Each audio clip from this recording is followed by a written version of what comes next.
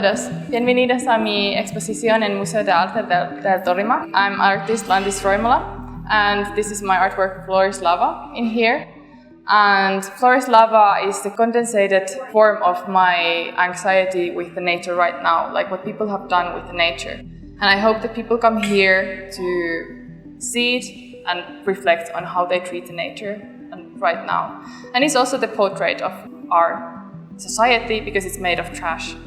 And through the trash, I think I see what people really are and what kind of society Colombia is, and also what kind of society the rest of the world is. And it's been in Finland first, and then in Germany as well, and this is the first time in Colombia. It was quite difficult to find the materials in Ibagué. It's always different in different countries. Like every country has a different way of working with the materials, with the trash. And in here we found metals and wood and plastics in the chatarrerías. The plastic was the most difficult one to find because in here the plastic is going to be buried under the ground and not recycled. So that was really interesting to find out that it's so different from Finland, for example. And it took 4 days to find the materials and I think 5 days to melt and build everything as a perfect form of artwork. But we got a lot of help in here, everyone was so involved, it was super nice process still, even if it was a bit difficult. So the form of the mountain came to me in a dream. I was dreaming of being in the mountains, and I didn't know where the mountains were from, but because I'm from Colombia originally, I think it's from here.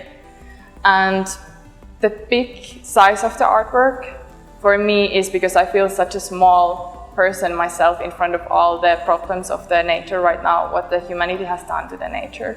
So that's for me the purpose of the mountain size. And it's the voice for the nature as well, because the nature doesn't have like human voice to speak. So this artwork is also a voice for the nature. Well, I think in Finland everything is very organized and materials are recycled properly. They are sorted and then they are recycled again. So maybe that's something that here in Colombia people could learn from Europe. But then again, I think Europe is not perfect. I think they need to learn to use.